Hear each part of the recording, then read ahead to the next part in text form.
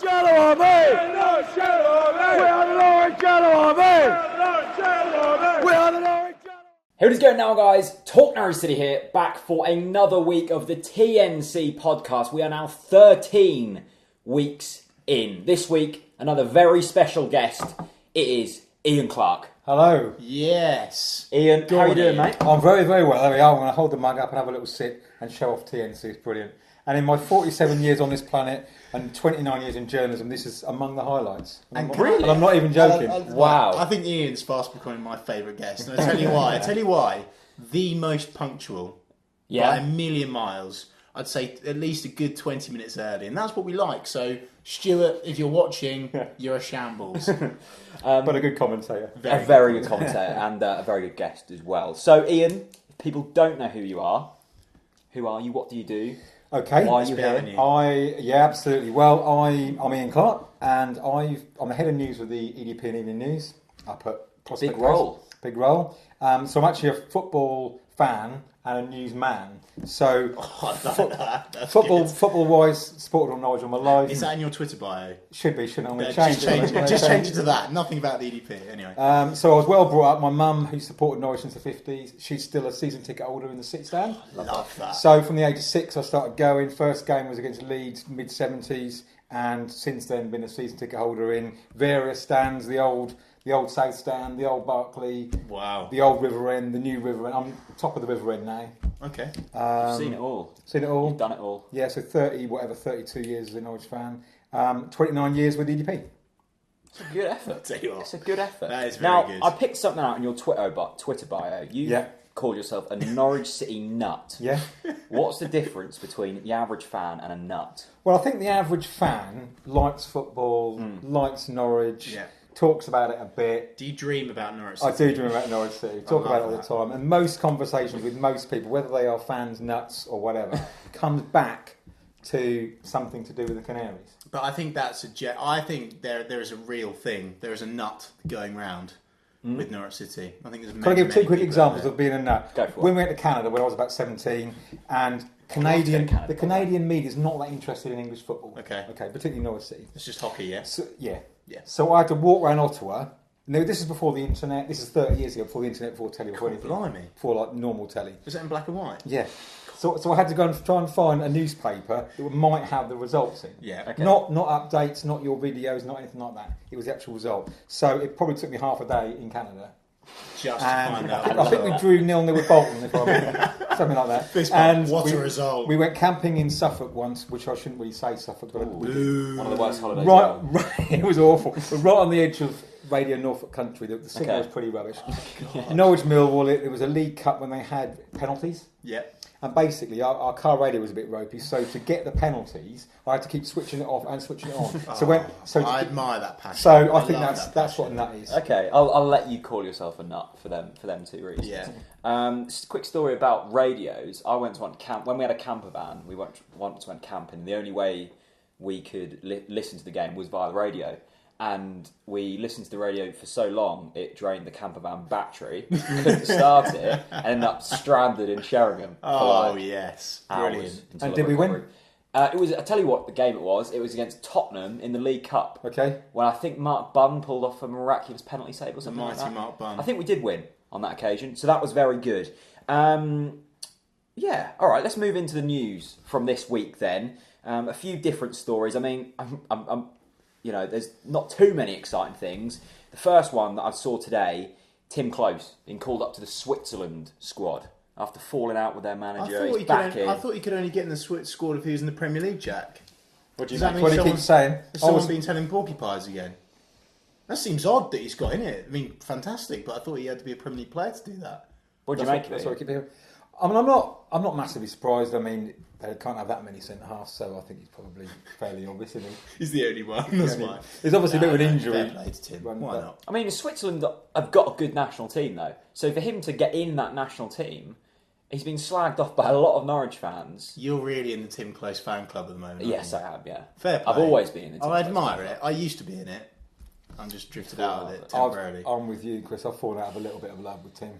Well, we might have a bit not wholly. Not completely. I don't hate it. We've gone a little bit lukewarm. Yeah, you just kind of the passion's kind of gone a little bit. Yeah, we're trying to reignite. We need a Newcastle style goal from him for me to really admire him again. Okay, let's talk about the news that is literally just broke like 20 minutes before recording. Brilliant. About this new manager. We've got a rumour finally to talk about because it all went a bit quiet. We had the Uwe Rosler, David Wagner, they kind of went off the boil. Then we had Jens Keller, that went off the boil a little bit.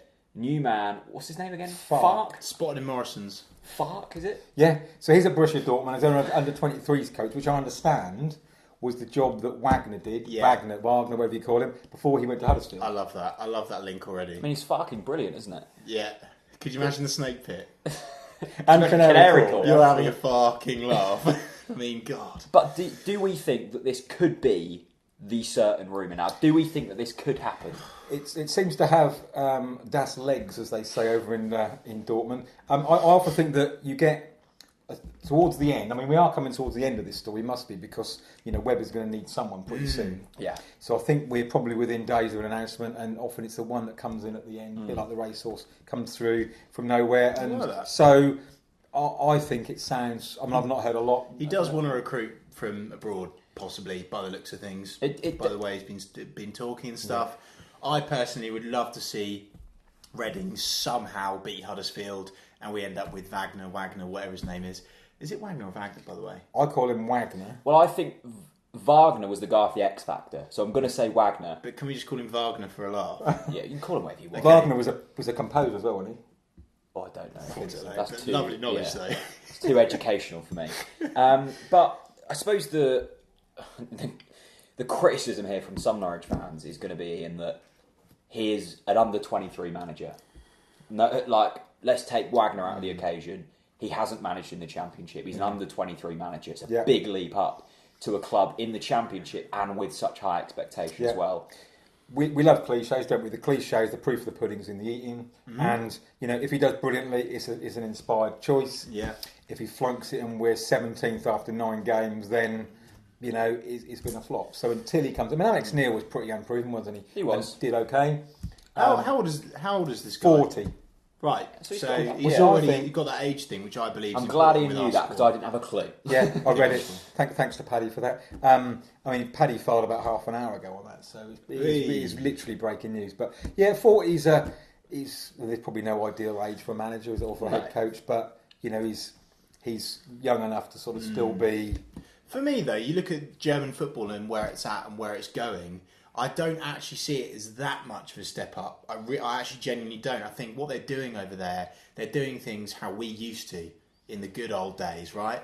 But I think they want it more, and I think tactically they're a lot more astute, and I think they're just so much more switched on to the modern ways of playing football. Yeah. And at the end of the day, we've got to try something different, and I believe it would be a good option. I really do. Chris mentions Arian about sort of the football style, but also off the pitch as well. They seem to be ahead of the game. Yes. Atmosphere, man management, ticket prices, all of that. I know, the manager isn't really going to control that. Are you talking about the German game in general? And the involvement of fans and the say they have, which I think has got to be good. And Webber, from what I've heard and seen, seems to like things you say a bit different. Yeah. Mm-hmm. And certainly the whole. I hate the word holistic, but the bigger picture of a club, where it's not just chuck a load of people together and hope they work. It's bringing players through, and if he's got some good experience in a decent under 23, I mean Dortmund aren't a bad side, are they? I wouldn't mind being Dortmund. Yeah, absolutely. So if he's been involved with bringing some really good kids through, then bring it on. Which he has already, isn't he? Yeah. And I mean, obviously, I said at the start, it needs to be someone experienced.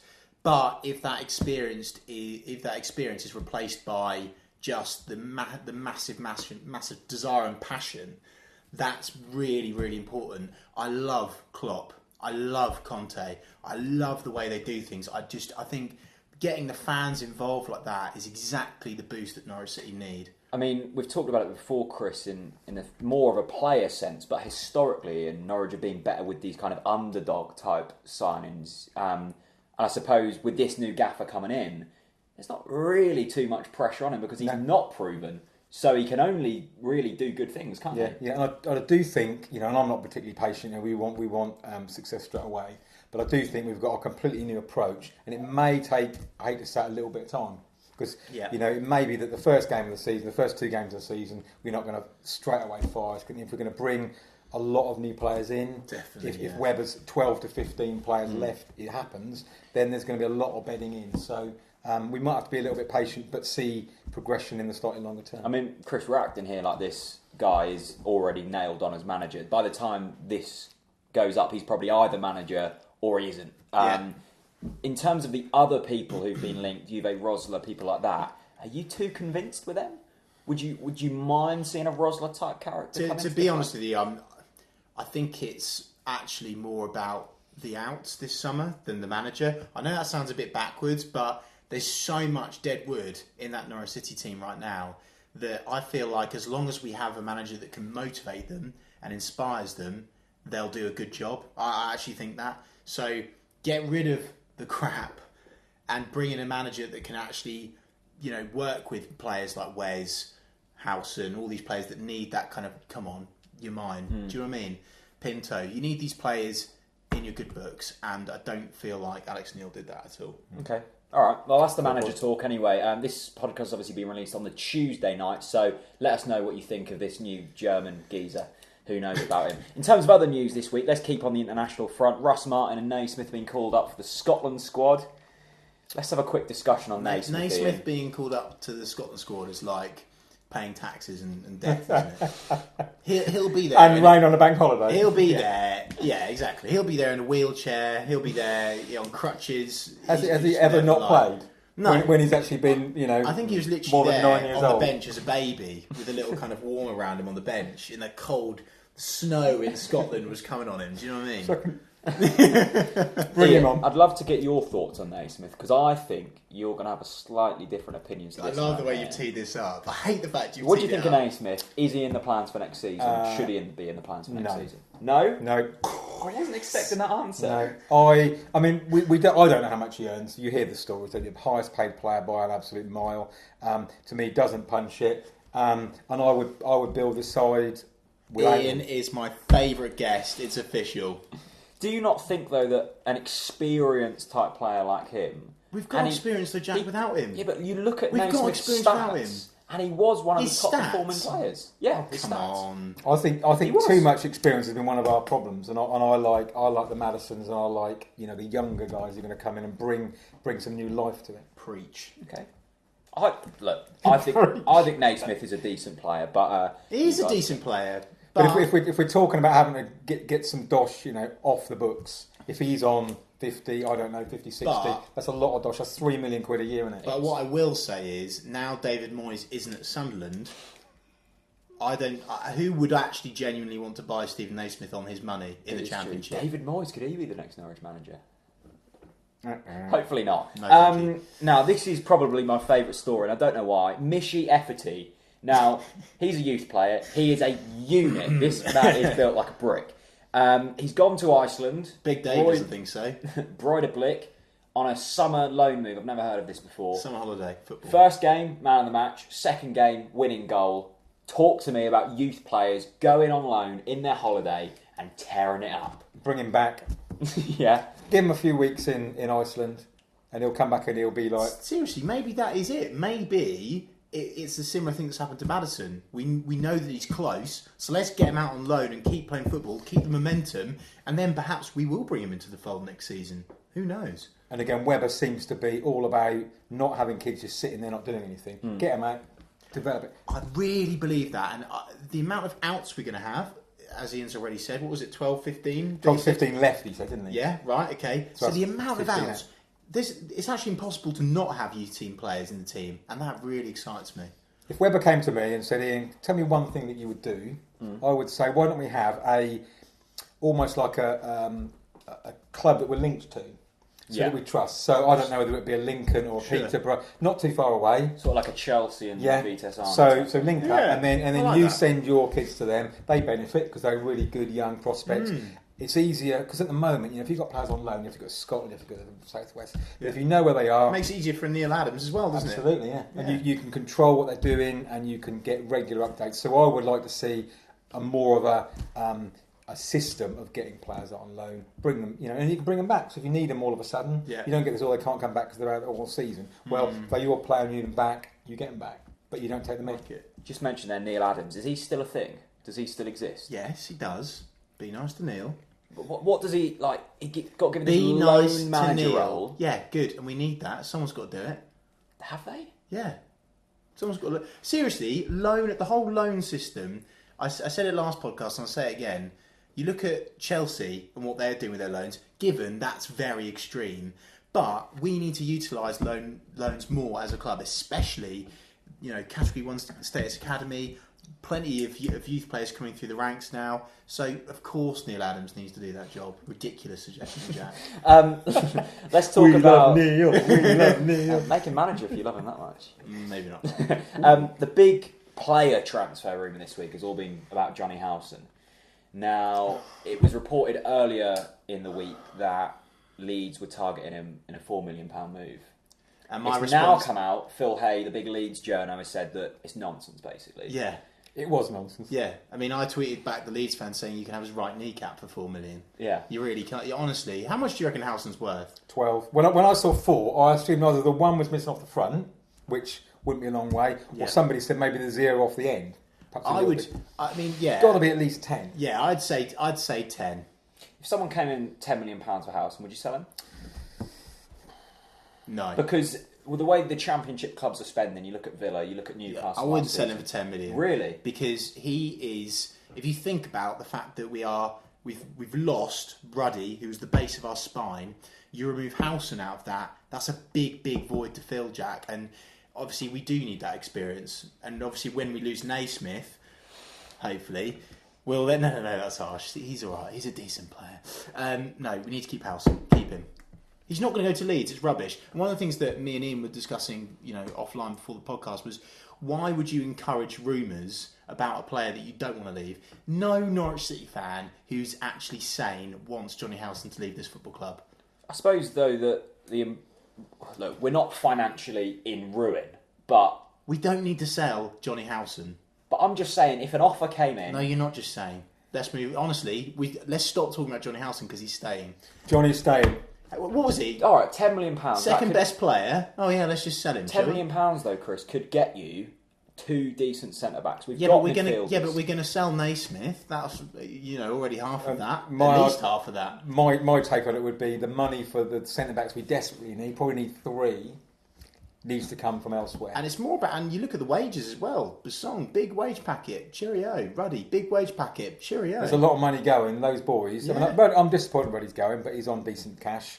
And a lot of those others are on seriously good money. I tell you what I would love. If there's one thing that I would really like to see next season, apart from Maddison playing every game, I would really like Declan Rudd to finally make it. There's some sort of fairy tale in that. Now, don't get me wrong, I fully expect the club to sign a goalkeeper, but I would love Declan Rudd to make it, purely on the fact that he's been so loyal. And how much is he earn?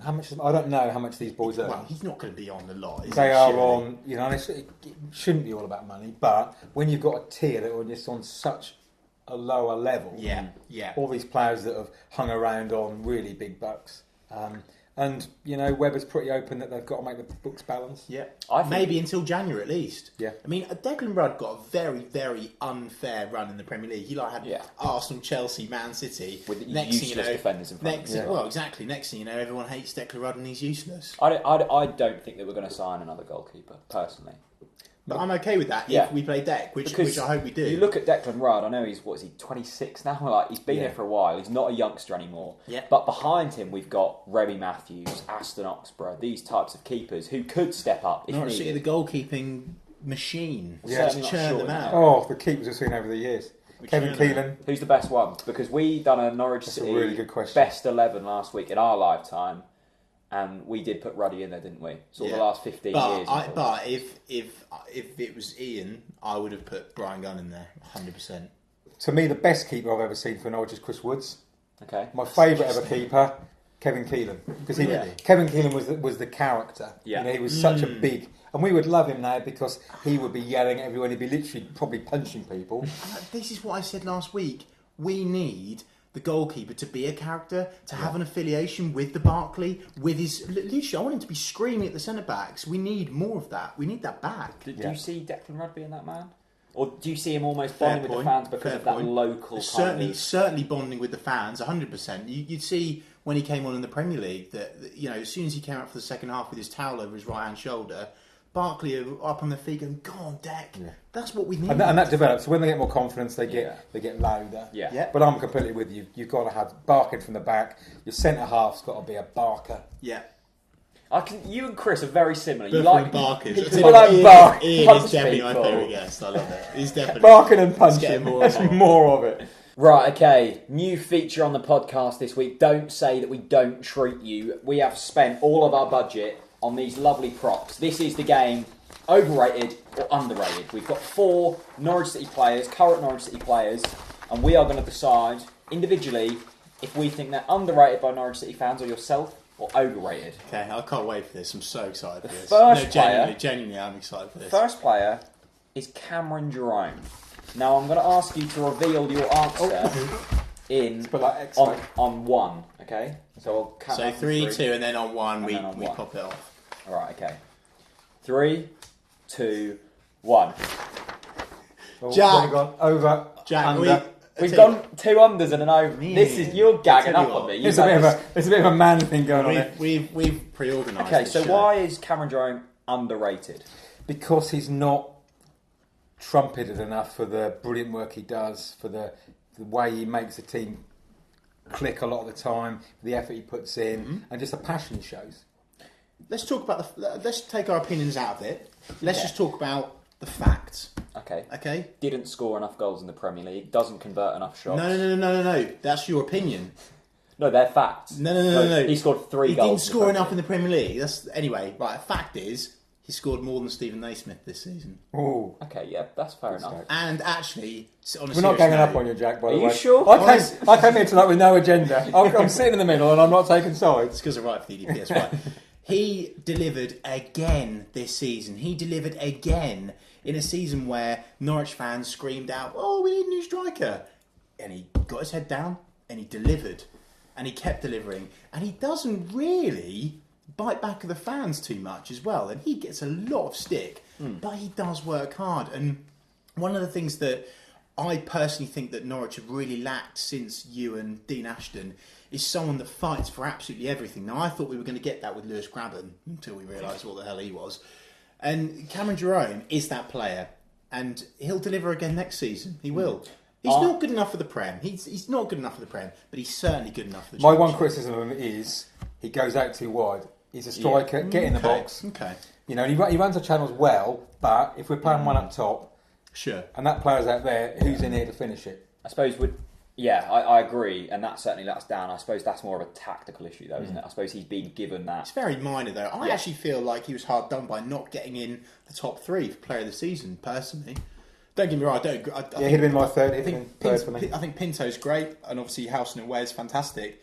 But Jerome, he delivered again. Okay, all right, cool. Next player, Jack. Tim Klose. Tim Klose is the next one. Once again, same on 1. Release your. I like the way we can see our answers beforehand. Okay. Like looking. 3, 2, 1. What have we got? Underrated. We're together again. And I think that Tim... You're doing this on purpose, aren't you? No, I'm not. I'm trying to balance the argument out a little bit. But just being called up to the Switzerland squad. One of our best players in the Premier League. Yes, he struggled with adapting to the Championship. We need an in-between card. Yeah. We need decent. Sort of okay rated. Look, he struggled with injury. Championship, I admit he wasn't great. But he's adapted. He said it's the toughest league he's ever played in. He's a Swiss international, experienced centre-back. We're not going to be able to bring in 4 top-draw centre-backs in this summer. It's not possible. Tim Klose is a top-draw defender on his day. Yeah. And he didn't have a good defence around him. And the criticism that Tim Klose has received, you talk about characters, you talk about people fighting for the shirt. He has that more than any player, pretty much. Not more than any player, too far. Most players. Yeah. I'm not saying we should get rid of him, and I'm saying underrated. I think we need. So I think overrated. I think some fans hold him up too highly. I remember when he got injured at Palace. Yeah. We say this every time. We were at a wedding, And I remember, like you do at a wedding, you keep the old, wife, do something on your phone. And Another reason why you're she'll be watching anyway. And I remember seeing that tweet. And I think it was from Mike Bailey that said, he's gone already. And I remember saying in this wedding, no! Yeah. Which I shouldn't say at a wedding. Oh, yeah. But I did because I was thinking, well, that's it, the season's gone. Me and Jack, we were there. And honestly, when he was injured, I had a tear in my eye. And I did. And I really honestly believed at that point our season was finished. Yeah, and that's not an overreaction because I think he was 0-0 at that point. Awesome, and we had a few chances back into the first half. And as soon as he went down there, we thought, season over. So, do you think that Tim Klose has a future? Because there's been rumours of him Sparkle. He's just got some rebuilding to do, isn't he? The things that he needs to stop talking to the blooming Swiss press for starts. Start talking to the EDP about how much he loves Norwich fans, and then maybe we'll start liking him a bit more again. That's the bottom line. I'd like him with our Barker. If he had a real Malky type in there that did all the real dirty work, Yeah. And then he could be a bit more expansive. Whereas I don't think he's the man to do the dirty work because he's a great technical player. He's a great technical player. I think did he make his debut on the same day as Pinto? I feel like it was against Chelsea at home. It was the first time in a while where I've seen a centre back actually try and play football. And I was like, he's trying to make a pass instead of a long ball. But it was refreshing to see. Well, it's because he could actually do it, not like... Yeah, exactly. There was no Gary Doherty, was it? Let's be honest. Yeah. Hey. It was great. Yeah, I was going to say. But don't disagree with that. Not the greatest ball player in the world. But I just feel that Tim Klose, he could be an integral part of the football team. I really do believe that. I think him and Russ could be a really good partnership. But I think the reason why they haven't been is I think there's still that missing chemistry perhaps with... Obviously, Ruddy's been in and out. And when you mix around the defence so much as it has been this season, it is difficult. They can all be criticised. If I've made this up, you'll both know to tell me. But I seem to remember Alex Neil saying that Tim Klose would be better in a higher level. Do I remember that right? I think he said that about the whole team in general. Yeah. Really, but I do. Yeah, it's a bit of a bizarre logic. Stuart said but we're better in the Premier League than the Championship. I sort of, because of the football he can play. Yeah, but agreed. Easter egg. Right, next player. Graham Dorrans. I think we're going to have some disagreements here. Graham Dorrans. Same again. On one. 3, 2, 1. Oh. 2 unders at... Me and Chris have agreed. We're against Ian. Let's gang up on him. Come on. Overrated. I can't believe it. Well, when I did my Who Should Stay and Who Should Go a few weeks ago, my column, You had to pick someone, so you picked Graham Dorrans. Yeah. I mean, partly, to me, is not... You need somebody who's more reliable in terms of getting injured. Yeah. Which I know you can't always say he's going to be injured. Sure. And I don't know, it's really difficult because people say to me, there's something about him that doesn't really win me over. Okay. Because he's not that sort of the Barker. And he's not a stylish, to me, not a great stylish player like Hayes. But when he was against Brighton, I think he stepped up to it in that remark. Yeah, he played well against Brighton. Ian, what was... Do you want to let Tete go? I think I like Tete. Yeah. I like Tete. I think he's gone beyond it now. I think he's gone over the hill. So So if you're getting rid of Tete and Dorrans, then I suppose that's fair enough. But I think Dorrans, the games he played, was brilliant. You can't fault any of his performances, really. Yeah, but it's just not enough of them. Yeah, fair enough. So I suppose the reason I'm saying I think he's underrated by fans in general. But if we're looking at pretty much rebuilding the whole squad, you have to prioritise. And I don't think Dorrans is a It's the same with Tim. He's in a decent card, really. If we're fair. You're being so awkward here. So awkward. All right, let's move on to the last player. Ready? Evo Pinto. Evo Pinto. Is he underrated or is he overrated? Have you got a pen? Yeah, I have. Pass it. Ready, a Norfolk pen. Ooh. Treat that nicely. Look away. Okay.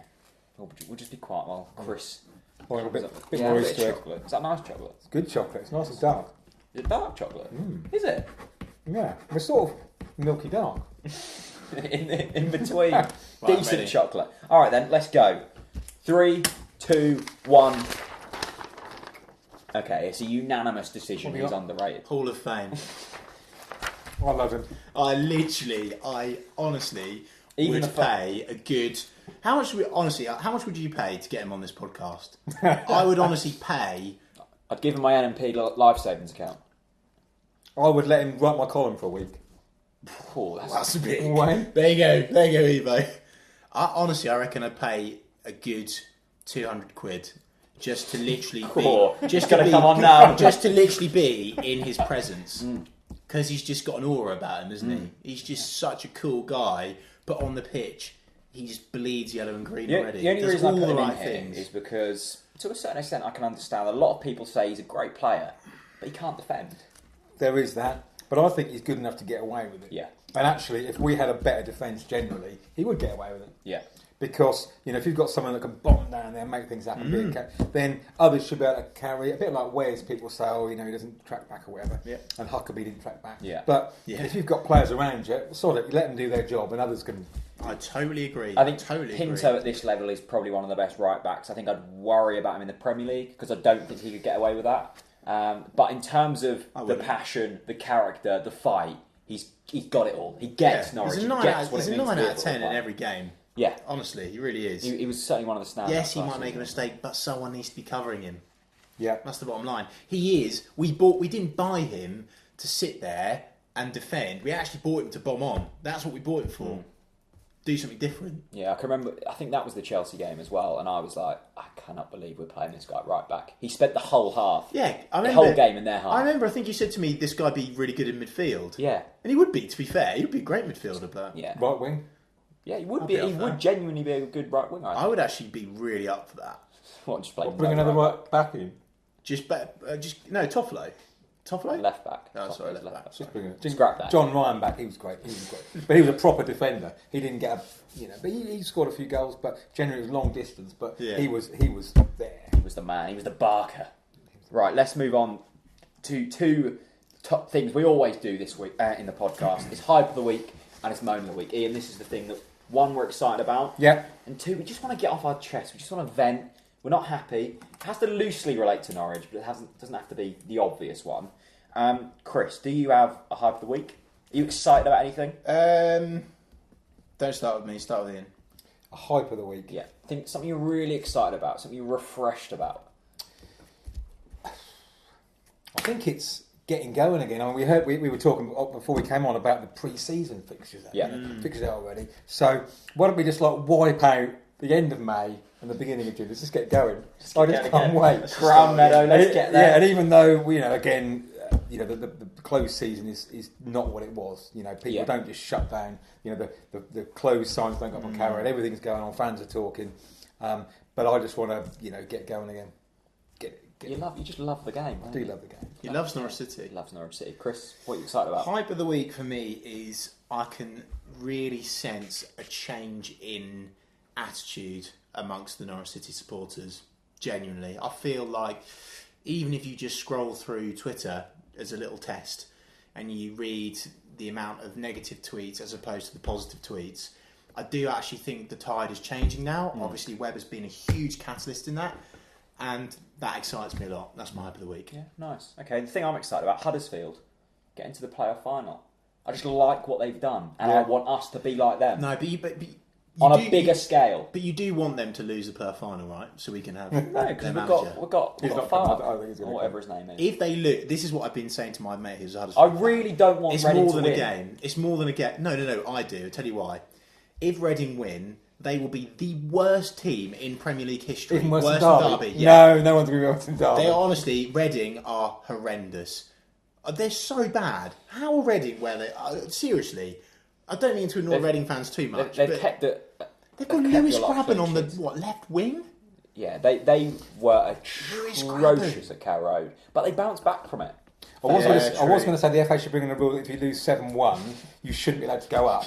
But when Norwich lost 7-1, which actually was on our wedding day. Oh, 3rd of October 1992. That must have been such a strange experience. We came out of the church at 4:15. There's been a lot of mention of weddings, by the way. And Norwich were 4 down. Yeah. And we were having our photos taken. I'm trying to smile as you do in a wedding photo.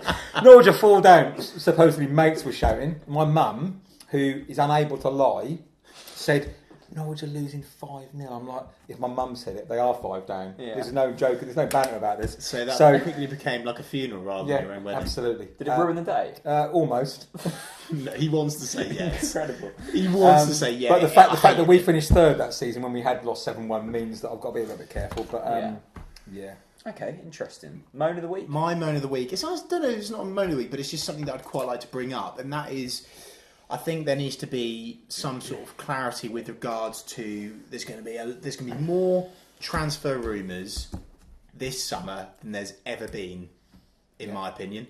And I think my moan of the week is, I think fans have been criticising the EDP a wee bit, and I think that in general, I think there's a lot of hate towards media outlets that shouldn't be hated, because there's a lot of media outlets that are pumping out fake news, perhaps. And I don't know, it'd be interesting to get your opinion on that, Ian, really. Yeah, I mean, that's a fair point. I mean, I would say that our guys, Chris, Paddy, Michael, Dave, the whole team there are a really great bunch, really professional, and none of them are, in some ways, like us. They are not, sort of crazy, mad nutters. They're genuine professionals.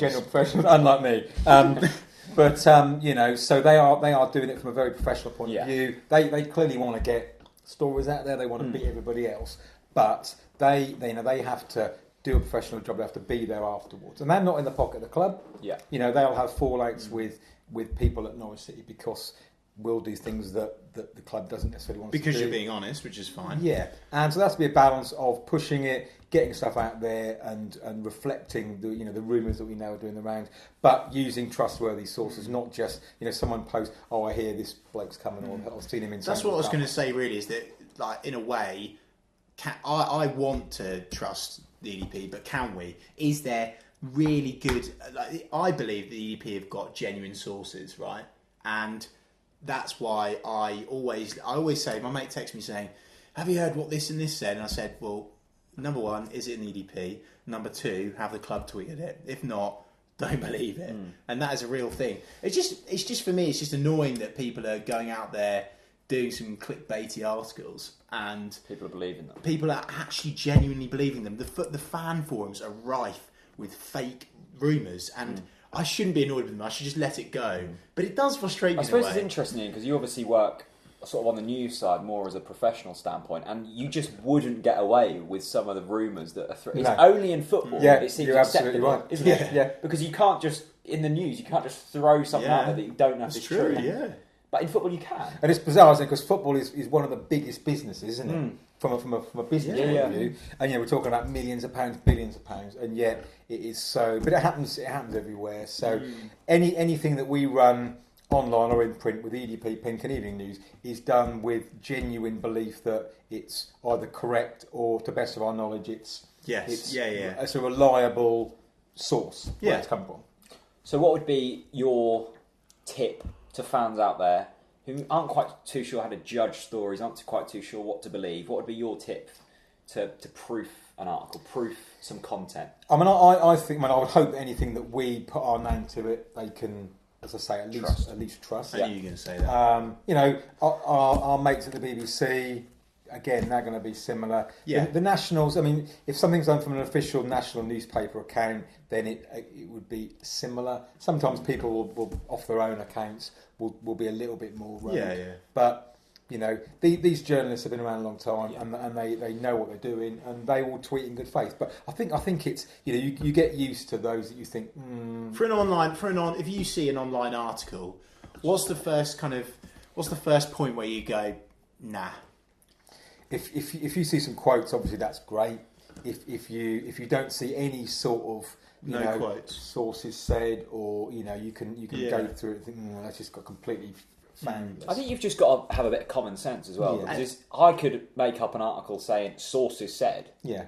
But the source could be my mum, It doesn't have to be. So you've just got to have a bit of common sense. So it's almost like that particular source has to be quoted as speaking with the EDP, for example. Yeah. As opposed to sources say, like, okay. And also, but behind the scenes, we're doing a lot of checks, not necessarily quoting anybody directly, but saying to someone who we know is use a decent source. Look, what do you reckon? I'll say, you're not far. You're probably not far away. But like the Farke one, I mean, I don't know whether that's definitely true, but I know our guys will have done all they can to verify it, to check it out, to get a steer on it, and if it's being quoted in decent German media, then it's certainly one to consider. I mean, my best mate said to me, Chris, but why don't you like transfer rumours? It's fun. That's the fun part of the summer.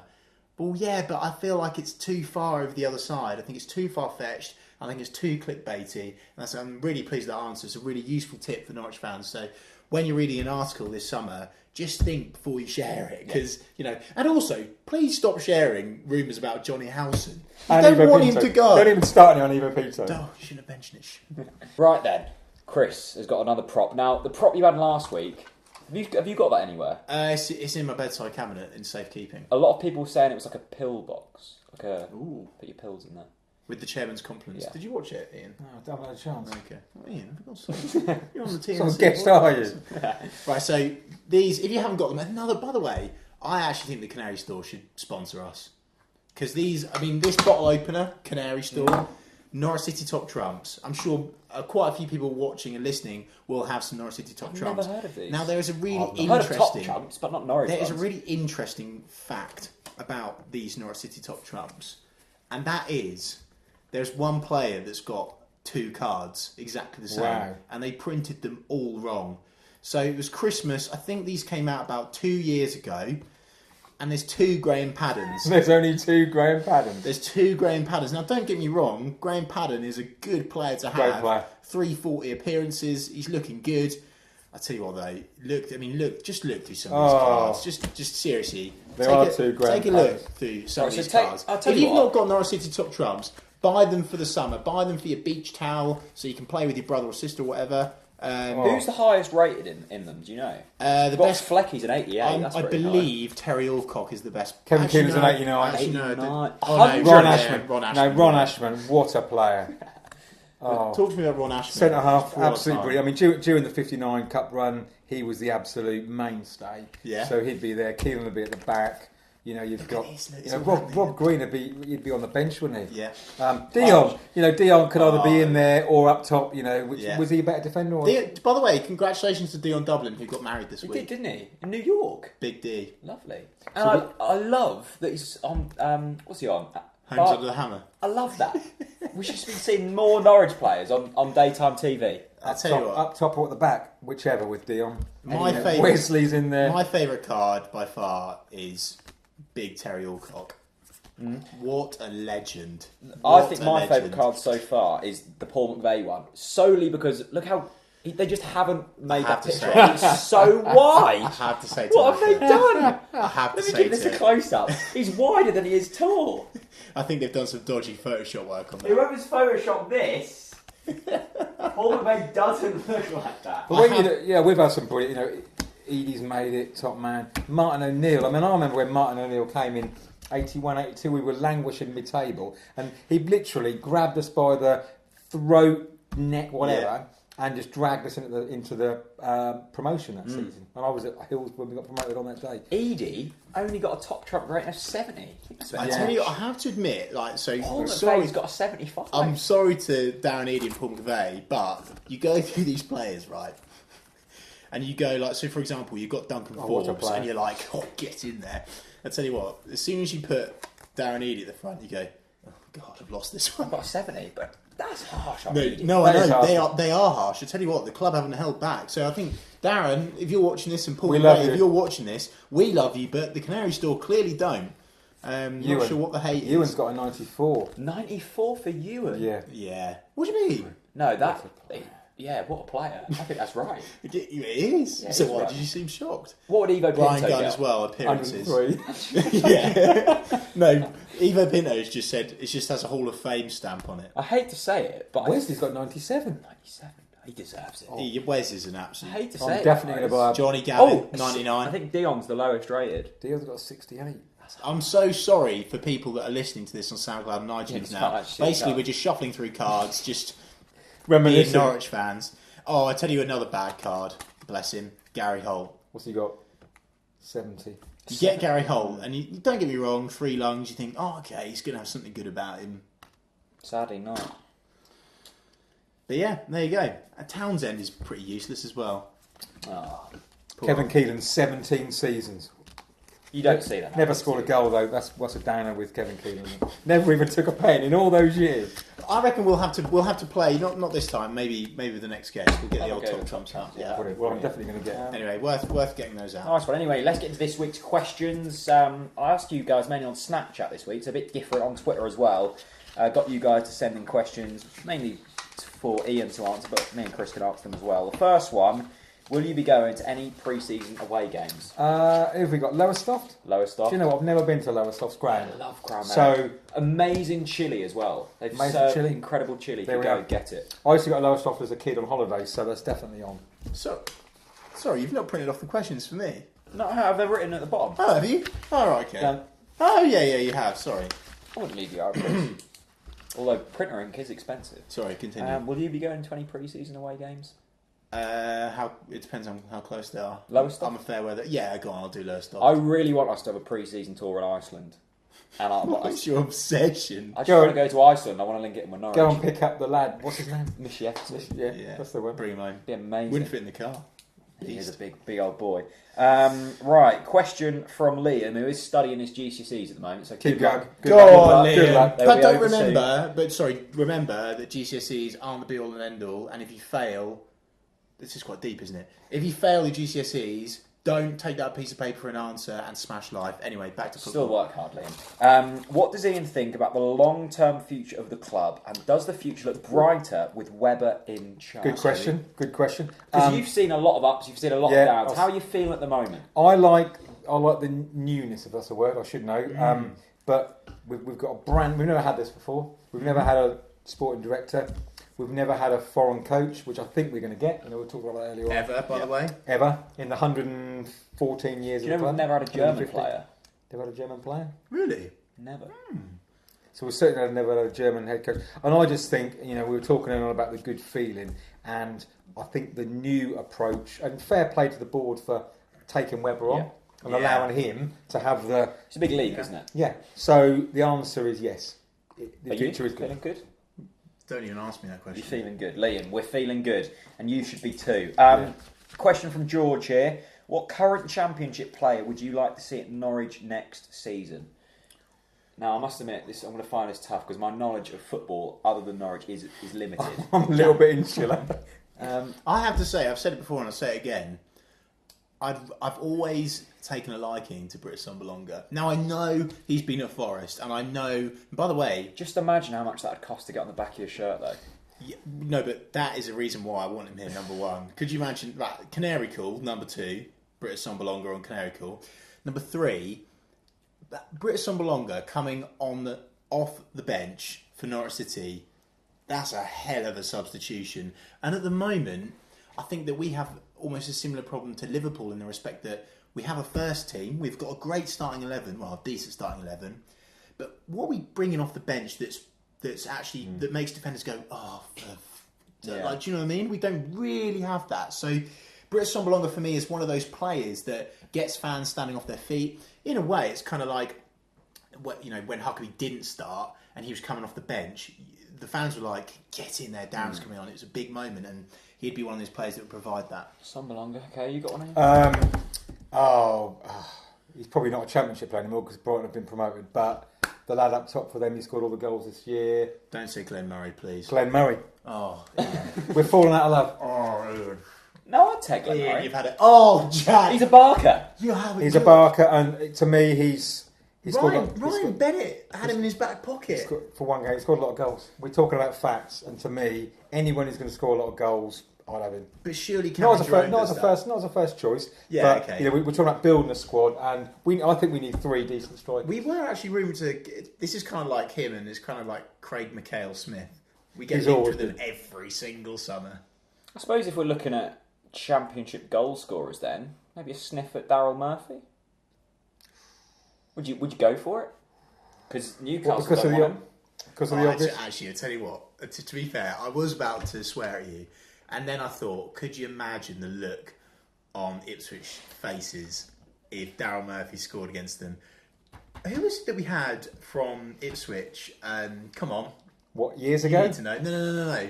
Just a few years ago, up top. He's one of us, one of us, one of us. I like the sound of it. He's one of us. He hates Ipswich. He played up front for Ipswich and then he played for us. Black hair, pitch black hair. You've lost. It was in the Glenn Roeder era. Oh, right, I'm going to search it. Give it a search. I'm trying to think of a Championship player that I'd take. I'd tell you a Championship player I would take at the moment is this guy who's being linked from Barnsley. Yeah. Watkins. Yeah. On a free, low wages, low risk. He's a barker. But he works hard. And pace to burn. Pays to burn. I tell you what, this wasn't in the script. This isn't a question. Yannick Vilchet, where do you stand with him? Let him go.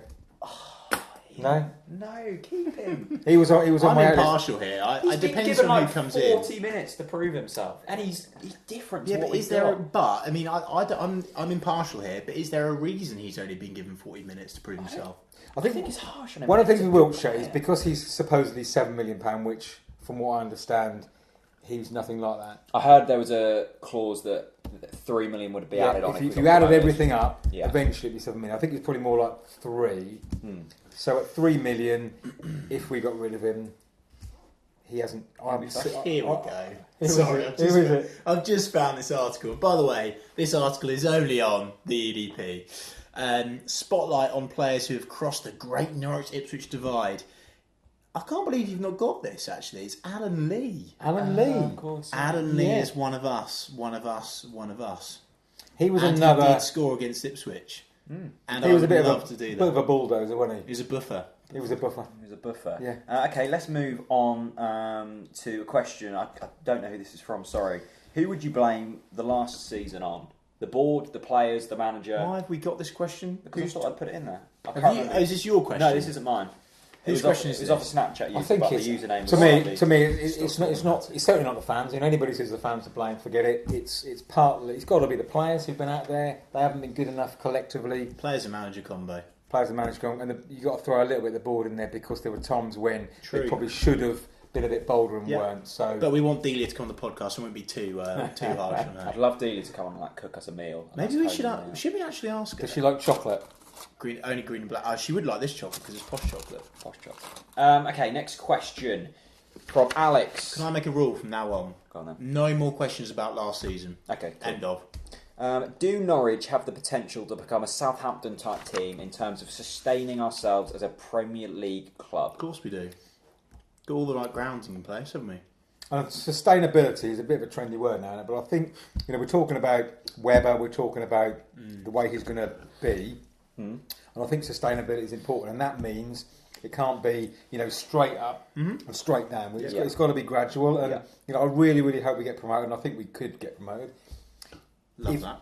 Yeah, but if it takes a little bit of time, longer term, we could be in that position where we've got all the plans in place. I'm still very jealous of Swansea and Southampton because when we went up with them that year, was it Chris? Let's not forget that Southampton have got a very rich owner. Yeah, they do. But Swansea aren't exactly the most wealthy club, and actually, it's not about really. Swansea have struggled this season, and off the pitch haven't been perfect either. But Swansea and Southampton have both done the one thing that we didn't, and that is gamble on a big player, spend some serious money, not like 4 million here, 4 million there. They bought some big players. Leroy Fair, what a I mean, Swansea had, and I'm sorry for this lack of knowledge. Okay, this season Swansea bought Llorente, by the way, their big player again, but committing. Their record Before signing, I that- can't think of their Before name. that, they They've had got 3 goals. They had the guy. Oh, was it Emnes? Who was the guy that scored for Portugal in the?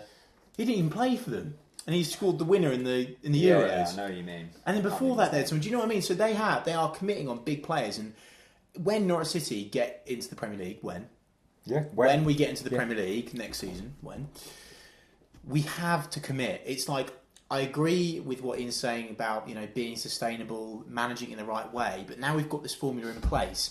I do hope that we break the wage structure. I think that's one of the things that Webber really should think about doing. It's kind of already happened with the youth players and like Ruddy, for example. Big gap there, and why? And yeah, I just quite like to see that personally. Why not just commit? When we're up there, commit. Spend big money. we can't let Ricky Van Wolfswinkel drag our club down season after season after season. I think that was David McNally's biggest thorn in his side was Wolfswinkel. I think he had his trousers pulled down big time on that, and unfortunately, he never managed to pull them up again. Interesting. But if the system's in place where you've got a good sporting director, you've got a good head coach, you've got good scouts, those scouts will go out and find, and the money's almost irrelevant. If they go and find a good player, they might be cheap, you might be really lucky, and they might say, look, Mr. Webber, this guy is the next whatever. He's worth £8 million. Let's go and buy him. And it comes back to which isn't even that much in this day and age. Because we haven't had them hidden gems. It's been a bit of, I've just seen this bloke on YouTube, he looks quite handy, let's go and buy him. And a current recruitment team now have that ability to go and do that. Hopefully, yeah. They will, come on. I love this question. This is from Jack Skevington on Snapchat. He said, who would win in a fight between John Ruddy and Mitchell Dykes? Mitchell Dykes, easily. Mitchell Dykes would beat anyone. I'm not sure anyone in the world would beat Mitchell Dykes. Ruddy's got gloves on, so he's got an unfair advantage. I'm coming at this from a slightly different angle. I think Ruddy. Because I think Mitchell Dykes is going to go out there, throwing punches, he's not going to be knowing anything, and Ruddy's just going to take a slightly more tactical approach, duck a few punches, and then land the big one. I don't know what Ian's thinking, but there's a reason why Mitchell would win that fight. Because if you look at the punches that John threw on Prince of Wales Road at the back end of last season, I just think John Ruddy's going to take a slightly more tactical approach, not lose his head. I can just imagine. It would be a great fight, though.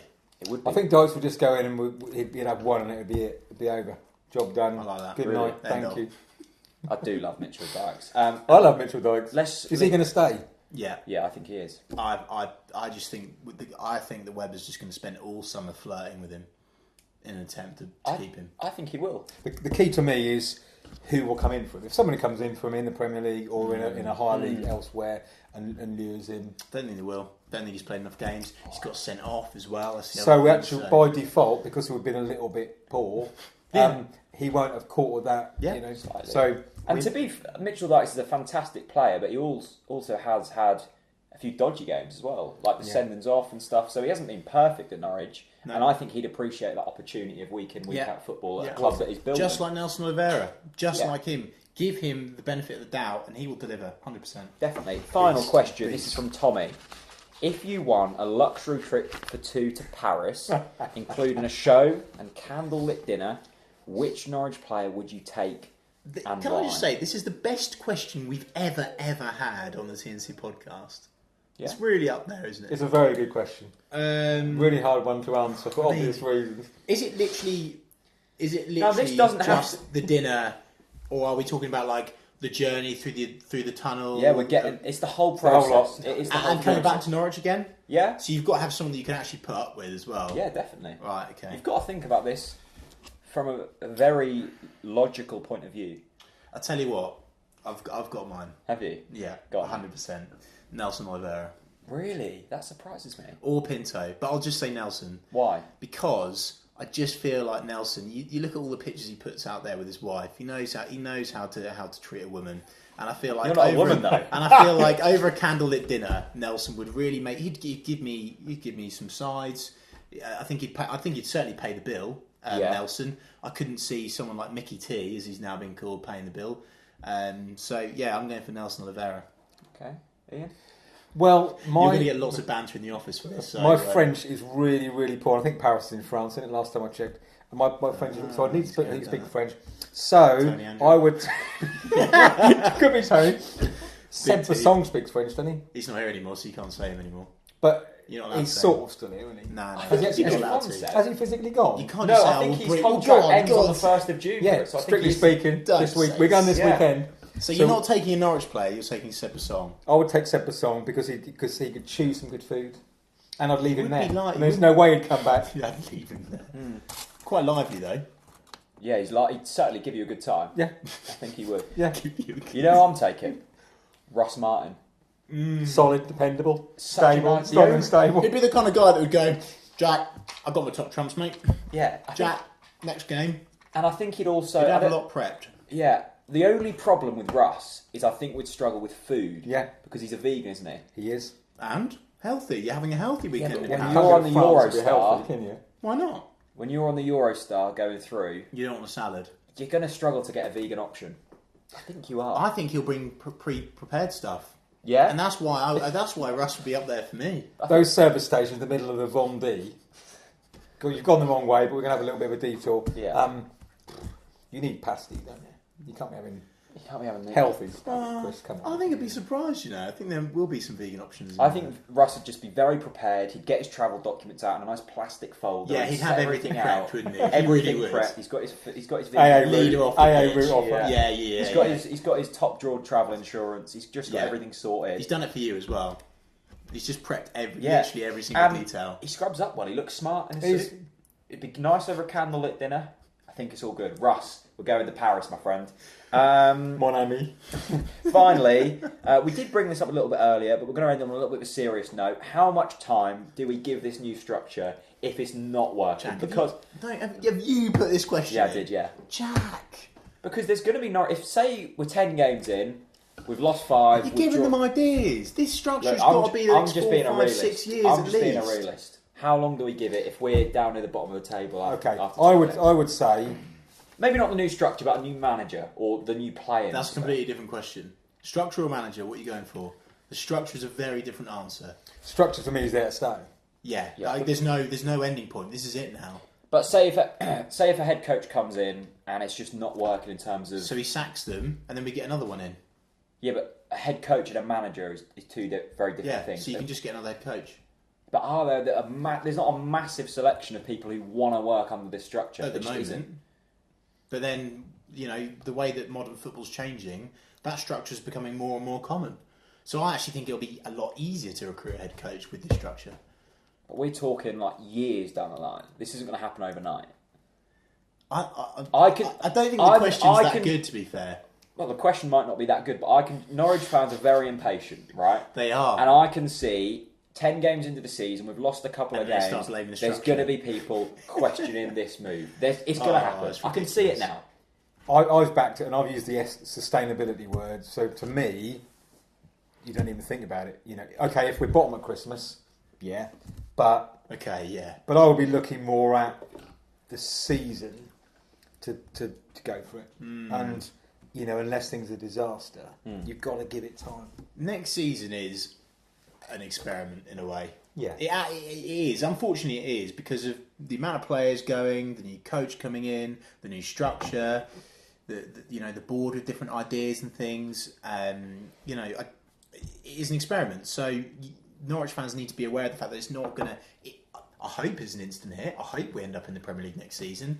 But for me, I won't be surprised if we don't go to the Premier League straight away because of the new structure. But I'm fine with that.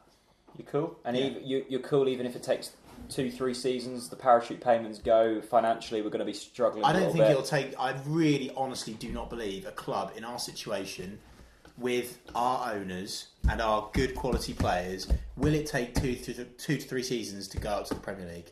Not sure. You said it'll take time. It won't. It's funny that we are all Norwich fans from day one to day end. Yeah. We don't change. Yeah.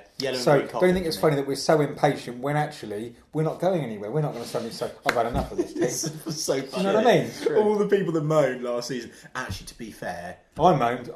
Like but there are a lot of people didn't renew their season tickets last season, and the club got away with it big time. Yeah. Big time. You look at the people that joined the queue and got in straight away.